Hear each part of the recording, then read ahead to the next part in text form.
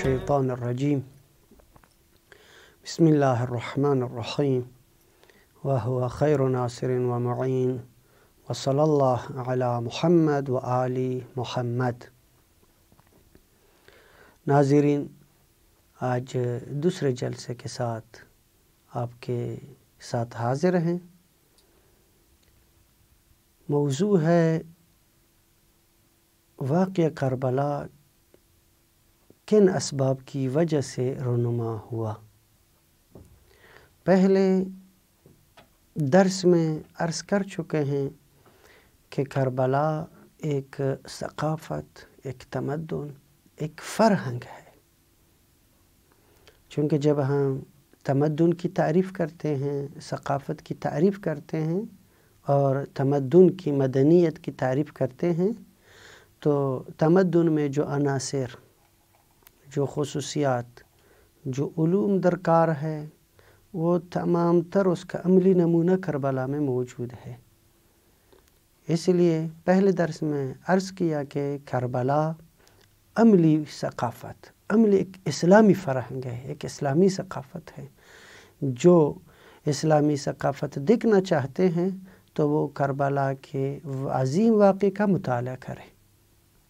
یہ اپنی جگہ پر درست ہے کہ کربلا ایک ثقافت ہے، ایک تمدن ہے، ایک مدنیت ہے، ایک اسلامی زندگی ہے کہ ایک مسلمان کی زندگی کس طرح ہو، کیسی ہونی چاہیے۔ لیکن سوال یہ ہے کہ ایسا عظیم واقعہ جس میں رسول خدا کا نواسہ شہید ہو جائے، رسول خدا صلی اللہ علیہ وآلہ کی نواسیاں در بدر، شہر بشہر زندانوں میں چلی جائے، آخر اسلامی معاشرے میں کیوں ایسا واقعہ رونما ہو جائے؟ اس کے کیا اسباب ہو سکتے ہیں؟ آیا ممکن ہے دوبارہ بھی ایسا واقعہ ہو جائے؟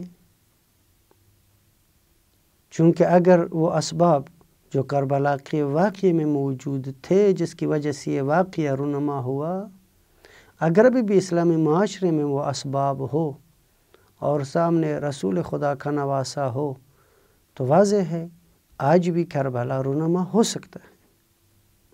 یعنی یہ کربلا کا واقعہ رونما ہو سکتا ہے۔ بس ہمیں سب سے پہلے اس واقعے کے اسباب معلوم کرنے چاہیے، تاکہ جو ہے ہم ان اسبابوں کو جس کی وجہ سے یہ واقعہ رونما ہوا، جس وجہ سے یہ واقعہ ہوا، تاکہ ہم ان اسباب کو ختم کریں کہ دوبارہ اس طرح کا واقعہ نہ ہو جائے۔ جب ہم اس مسئلے پر آتے ہیں تو یہاں مختلف اسباب ہماری نظروں میں آ جاتی ہیں، لیکن بنیادی جو سبب ہے وہ ہے نفاق، جس کی وجہ سے کربلا کا واقعہ رونما ہوا۔ ایسا نہیں ہے کہ کربلا کا واقعہ جو کہ اپنی جگہ پر ایک ثقافت، ایک تمدن، ایک فرہنگ ہے، اتفاقاً بغیر کسی سبب کے رونما ہوا ہو، نہ اس کے تھے اسباب۔ اور ہم فلسفے میں بھی پڑھ چکے ہیں کہ ہر ممکن کے لیے سبب چاہیے۔ جو بھی ممکن واقعہ ہو جاتا ہے تو اس کے پیچھے اسباب ہے۔ بس اس واقعے کے پیچھے بھی، کربلا کے عظیم واقعے کے پیچھے بھی اسباب تھے، اور جو بنیادی سبب ہے وہ ہے نفاق، منافقت۔ لیکن یہ نفاق ایسا نہیں ہے کہ کربلا کے زمانے میں 61 ہجری میں ہی منافقت وجود میں آ گئی اور جس کی وجہ سے یہ واقعہ ہوا، بلکہ نفاق کی جڑیں صدر اسلام سے موجود تھی، اور یہی نفاق ایک تنومند درخت کی طرح، یہ نفاق کا درخت بڑھتا گیا، اور اس کا نتیجہ یہ ہوا کہ کربلا کا یہ عظیم واقعہ رونما ہوا۔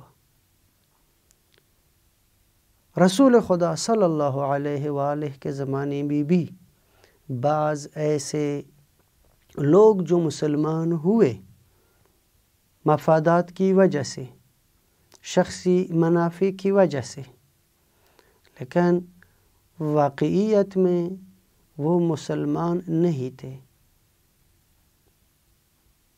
وہ اپنے مفادات کی خاطر اسلام میں آئے تھے۔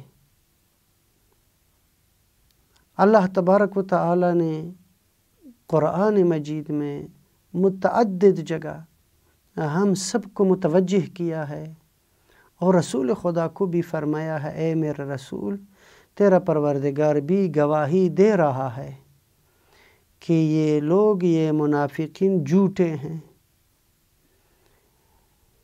اور یشہد ان المنافقین لکاذبون، خدا گواہی دے رہا ہے کہ یہ جھوٹے ہیں۔ یہ اگر اے میرے نبی تیری رسالت کی گواہی بھی دیتے ہیں، اس میں بھی یہ جھوٹے ہیں، یہ صدق دل سے گواہی نہیں دیتے، سچے نہیں ہیں، بس اپنے اغراض اور مفادات کے لیے اسلام میں آئے ہیں۔ اور یہی وہ لوگ ہیں کہ ام یحسدون الناس علی ما آتاہم اللہ من فضلہ، سورہ نساء آیت 54 میں، کہ یہی وہ لوگ ہیں جو حسد کرتے ہیں ان لوگوں سے کہ جن کو اللہ تبارک و تعالی نے فضیلت دی ہے۔ با فضیلت لوگوں سے یہ حسد اور کینہ کرتے ہیں۔ تو ایسے لوگ جو اپنے مفادات کے لیے اسلام کے دائرے میں آئے لیکن دلوں میں حسد رکھتے تھے، با فضیلت لوگوں کے ساتھ ان کا کینہ اور حسد تھا، یہ لوگ اور ساتھ وہ لوگ جو ان کے حامی تھے، ان کے حامی وہ لوگ تھے کہ جو اگرچہ خود منافق نہیں تھے اس حد میں، لیکن کمزور عقیدے والے تھے، اپنے نفس کا مقابلہ نہ کر سکے۔ فی قلوبہم مرض، ان کے دلوں میں مرض تھا، ان کے دلوں میں بیماری تھی۔ یہ بیماری ایک بیماری نفاق کی بیماری ہے، ایک وہ بیماری ہے کہ جس کے نتیجے میں انسان کا عقیدہ درست ہے، خدا پر بھی اس کا ایمان ہے، خدا کے رسول پر بھی ایمان ہے، ولایت پر بھی ایمان ہے، لیکن اپنے نفس کا مقابلہ نہیں کر سکتا، اپنے مفادات کے مقابلے میں کھڑا نہیں ہو سکتا، یا لالچی ہے، طمعگو ہے، یا کوئی اور بالآخر۔ یہ جو ہم اخلاقیات میں پڑھتے ہیں، اخلاق حسنہ، اخلاق سیئہ، در حقیقت شاید ایک شخص مسلمان ہو، عقیدے کے طور پر اس کا ایمان ہو اللہ پر، لیکن عملی طور پر وہ کمزور ہے، اپنے نفس کا مقابلہ نہیں کر سکتا۔ فرض کر لے وہ لوگ جو نشے کے عادی ہے، وہ سمجھتے ہیں کہ یہ برا ہے لیکن مقابلہ نہیں کر سکتا۔ ایسے شواہد بہت زیادہ ہیں تاریخ میں بھی کہ جو مسلمان تھے لیکن عملی طور پر فاسق تھے۔ فاسق، ہر منافق فاسق ہے لیکن ہر فاسق منافق نہیں ہے، چونکہ بعض فاسق ایسے ہیں کہ جو عملی طور پر گناہ سے خود کو نہیں بچا سکتے، عقیدہ ان کا درست ہے، در حالی کہ منافق وہ ہے کہ جس کا عقیدہ اللہ پر کمزور ہے، فقط مفادات کے لیے اسلام کے دائرے میں آیا ہے۔ لذا اس طرح کے لوگ آئے اسلام کے دائرے میں۔ من جملہ فتح مکہ کے دن جس کو رسول خدا صلی اللہ علیہ وآلہ نے طلقاء کہا، رسول خدا نے ان کو آزاد کیا۔ ان میں اکثر ایسے لوگ تھے کہ جو دین سے، رسول خدا کی تعلیمات سے متاثر نہیں تھے، مجبوراً مسلمان ہوئے، اپنے مفادات کو مد نظر رکھتے ہوئے مسلمان ہوئے۔ ان میں ابو سفیان، معاویہ اور ان جیسے لوگ، جس کو رسول خدا کی یہ مہربانی، رسول خدا کا لطف تھا، تماموں کو آزاد کیا۔ وإلا قانونی طور پر یہ تمام غلام تھے، چاہیے تھا کہ یہ تمام مسلمانوں کے غلامی کریں۔ بہر کیف رسول خدا کی محبت تھی، وہ چاہتا تھا کہ اسلام پھیل جائے۔ رسول خدا چاہتا تھا کہ کبھی یہ بعد میں بھی لوگ نہ کہے کہ جنہوں نے رسول خدا کے ساتھ عداوت کی ہے، دشمنی کی ہے، اپنی دشمنی کی بنیاد پر کسی کو سزا دی ہے۔ اسلام کی خاطر کہا تمام آزاد ہے، حتیٰ کہا جو ابو سفیان کے گھر جائے ان کو بھی امن ہے، حالانکہ یہ وہ گھر تھا جس سے ہمیشہ کے لیے اسلام کو نقصان پہنچا تھا۔ لیکن اس مہربانی کی وجہ سے، اس لطف کی وجہ سے رسول خدا کا دین پھیل گیا۔ لوگوں نے دیکھا کہ رسول خدا کبھی بھی شخصی انتقام پر توجہ نہیں رکھتے، شخصی انتقام کا نہیں سوچتا، وہ خدا کے لیے سب کچھ قربان کر رہا ہے۔ لیکن بہرحال ایسے لوگ بھی چاہیے تو یہ تھا کہ یہ رسول خدا صلی اللہ علیہ وآلہ کی ان محبتوں کا مثبت نتیجہ دیتے ہیں۔ لیکن یہ جو مسلمان ہوئے، پھر بھی وہ اپنے کینے اور حسد کو انہوں نے دل میں رکھا،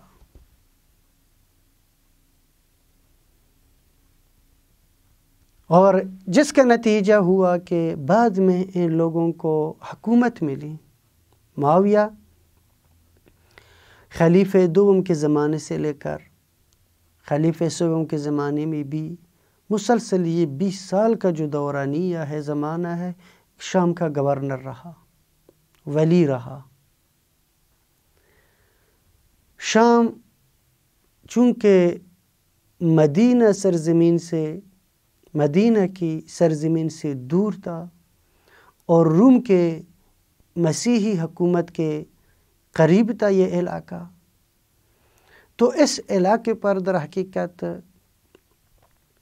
خلیفہ دوم کے زمانے میں فتح سے پہلے رومیوں کی حکومت اور ان کی ثقافت حاکم تھی، ان کی سوچ، ان کا اندیشہ، ان کے آداب، ان کے رسوم تمام تر مسیحی تھے، لائف سٹائل مسیحی تھا، یعنی تمام تر زندگی کا انداز مسیحی، زندگی کا طریقہ مسیحی تھا۔ اس طرف سے اسلامی معاشرے سے دور تھے، اسلامی ثقافت سے دور تھے، اور ادھر جو حاکم بنا وہ بھی معاویہ جیسا شخص جو رسول خدا سے نفرت کرتا تھا، آل رسول سے اس کی نفرت تھی، دین جیسے انسان کے دل میں اتر جائے اس کے دل میں نہیں اترا تھا۔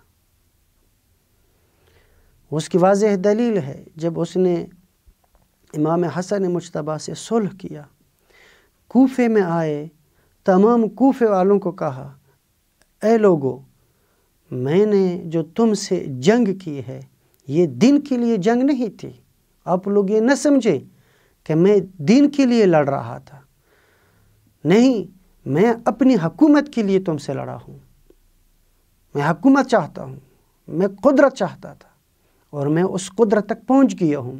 یاد رکھیے، جو بھی میرے خلاف قدم اٹھائے میں اس کی گردن کاٹ دوں گا۔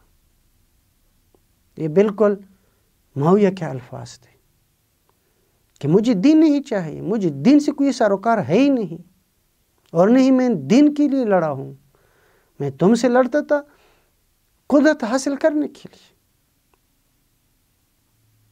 اپنی حکومت کو پھیلانے کے لیے۔ بس یہی نفاق،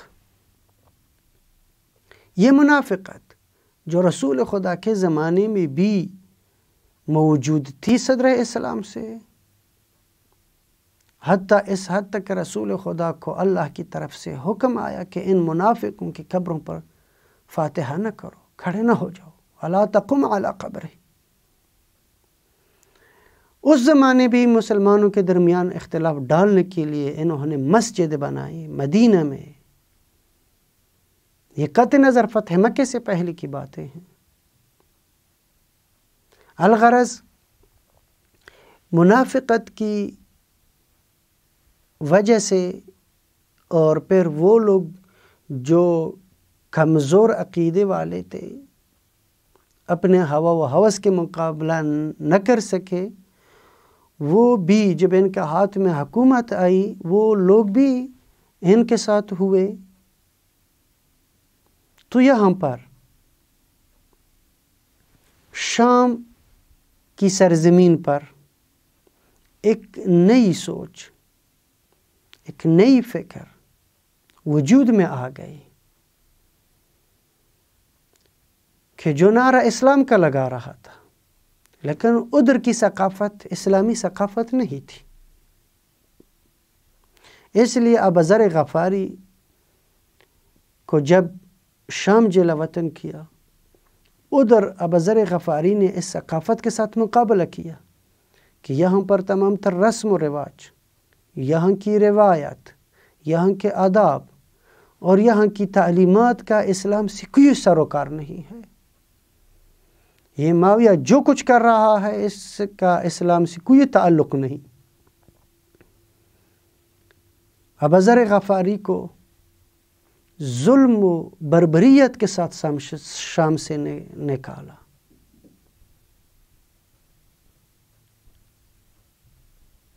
لیکن ایک طرف سے جب ہم دیکھتے ہیں شام میں معاویہ جیسا شخص کہ خلیفہ دوم سوم کے زمانے میں، اور تا یہ کہ جب تک حضرت امیر المومنین صلوات اللہ وسلامہ علیہ کو حکومت ملی، اس زمانے میں بھی چونکہ امیر المومنین کے ساتھ یہ برسر پیکار رہیں اور تسلیم نہیں ہوئے، شام کو اسلامی حکومت کے حوالے نہیں کیا، اور امیر المومنین صلوات اللہ علیہ کی خلافت کے بعد بھی یہ شخص در حقیقت اس کی حکومت پھیلتی گئی، تمام مدینہ، عراق، یہ سب علاقے اس کے حکومت میں آ گئے، اور اس طرف سے یہ شخص جس کا اسلام سے کوئی تعلق نہیں تھا، فقط نام کا مسلمان تھا، اور ساتھ کمزور عقیدے والے لوگ بھی اس کے ساتھ ہو گئے۔ اس کا نتیجہ یہ ہوا کہ اس نے اسلامی ثقافت کو، اسلامی فرہنگ کو معاویائی ثقافت میں تبدیل کرنا چاہا۔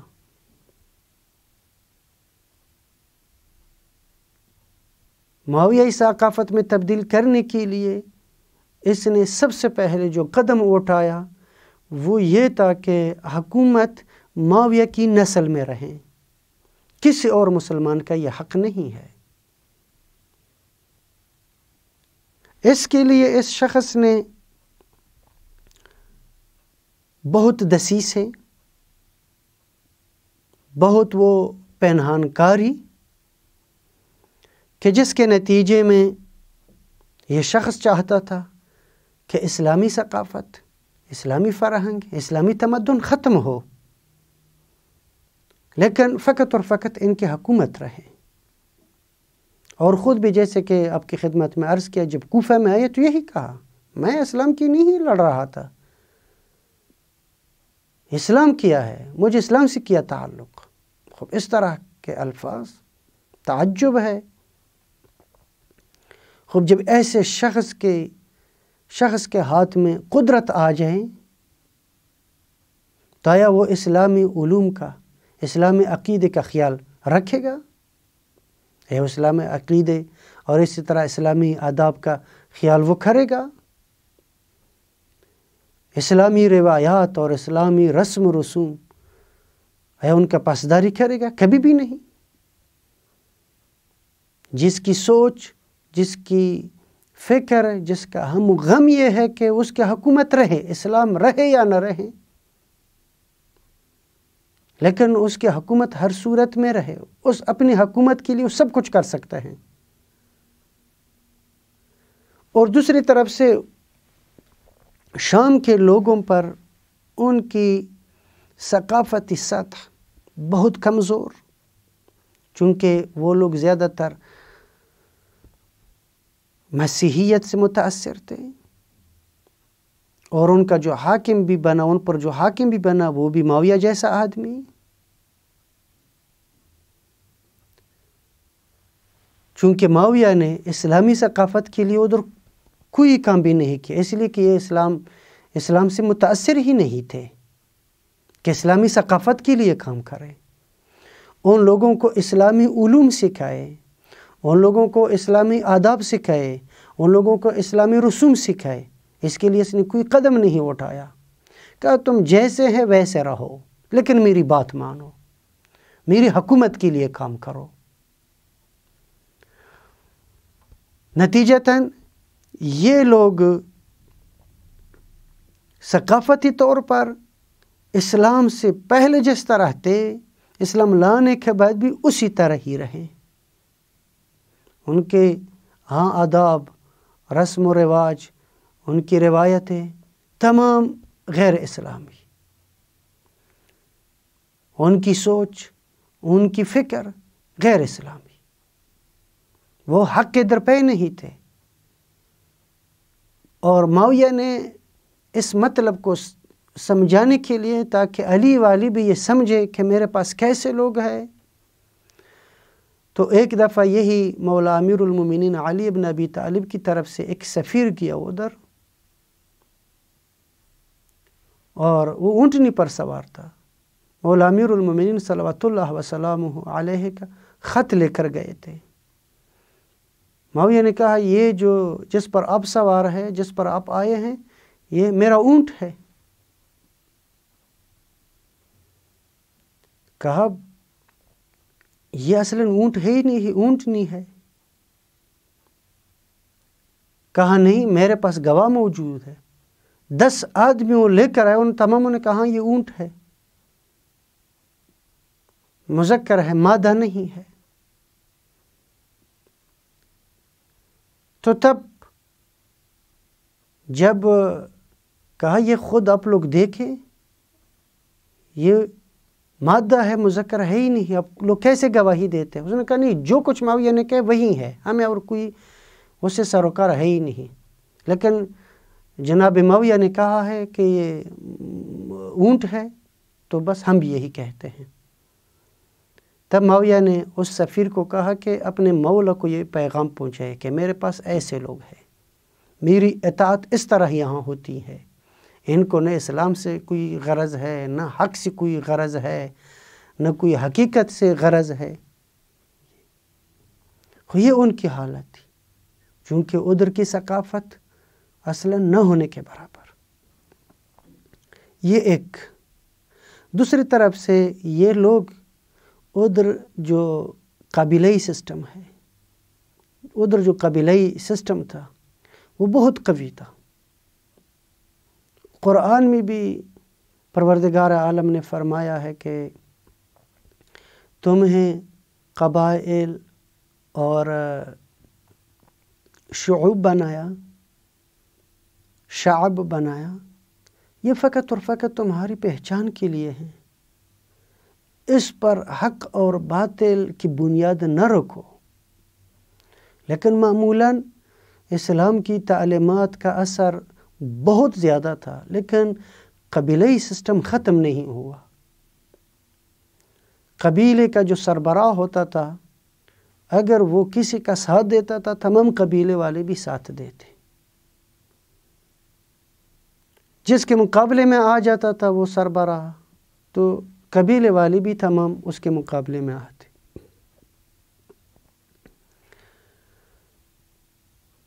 نقطہ سوم، لوگوں کا ایمان کا کمزور ہونا۔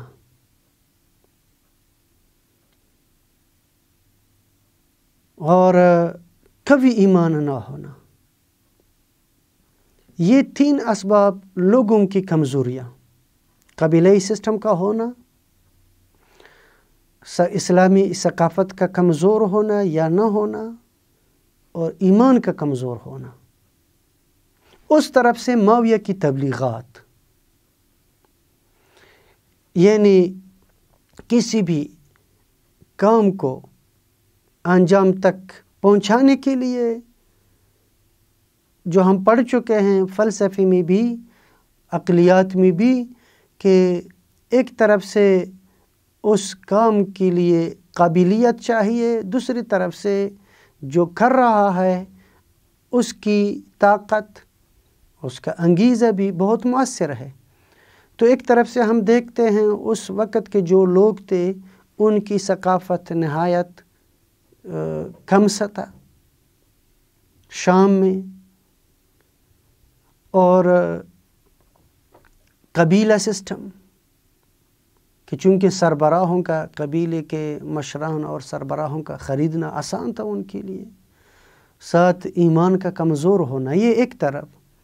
دوسری طرف سے معاویہ کی تبلیغات، معاویہ نے شعراء سے مدد لی کہ وہ بنی امیہ کی شان میں، معاویہ کی شان میں خوب شعر پڑھے، ساتھ محدثین سے مدد لی کہ وہ حدیث جعل کرے، مفسرین سے مدد لی کہ وہ قرآن کی تفسیر جس طرح وہ چاہتا ہے اس طرح قرآن کی تفسیر کرے، اور ساتھ قبیلے کے جو بزرگان تھے یا ان جیسے لوگ تھے جو اثر گزار تھے، تاثیر گزار تھے، ان کو تطمیع کیا، ان کو تمہ دی، ان کو لالچ دی، ان کو پیسہ دیا، اور جو معاویہ کے قابو میں نہیں آتے تھے کہ وہ معاویہ کی بات مانے، انہی تمہ کے حوالے سے ان کو تہدید کیا، ان کو ڈرایا دھمکایا۔ خوب ایک طرف سے لوگوں کے ایمان کا کمزور ہونا، ثقافت اسلامی کا نہ ہونا، یہ نہ ہونے کے برابر ہونا، اور تمام تر جو نظام تھا وہ قبیلئی نظام تھا، اس طرف سے معاویہ کی طرف سے یہ حربیں، وہ تبلیغات شعر کے ذریعے سے، روایات کے جعل کرنے کے ذریعے سے، یعنی مثلا وہ احادیث جو مولا امیر المومنین صلوات اللہ وسلامہ علیہ کی شان میں تھی، وہ حدیث کو ابن ملجم ان جیسے لوگوں کی شان میں جعل کیے کہ ان کے حق میں ہیں۔ اس کے پاس لوگ تھے کہ آپ دوست یہ بہت تفصیلی وہ ہے، پڑھ سکتے ہیں، دیکھ سکتے ہیں، تطمیع کیا، پیسے دیے، ان کو خریدا، قبیلے کے سرداروں کو خریدا، جو خریدنے والے نہیں تھے ان کو ڈرایا دھمکایا، اور بہت ساروں کو قتل کیا۔ نتیجہ یہ ہوا کہ معاویہ جو چاہتا تھا وہ ہو جائے، اسلامی معاشرے کو بہت تنزل دیا، خصوصاً روایات کی جعل کرنے سے، قرآن کی غلط تفسیر کرنے سے، ابھی بھی اس کے اثرات باقی ہیں۔ تب امام حسین سید الشہداء کے لیے ایسے ناگزیر حالات وجود میں آئے کہ وہ کربلا واقعہ کربلا کے لیے کمر ہمت باندھتے ہیں۔ تو اس طرح یہ اسباب آپس میں ملتے گئے کہ یہ عظیم واقعہ رونما ہوا۔ انشاءاللہ ہم آئندہ اس کی اور وضاحت کریں گے۔ وصلی اللہ علی محمد و آلہ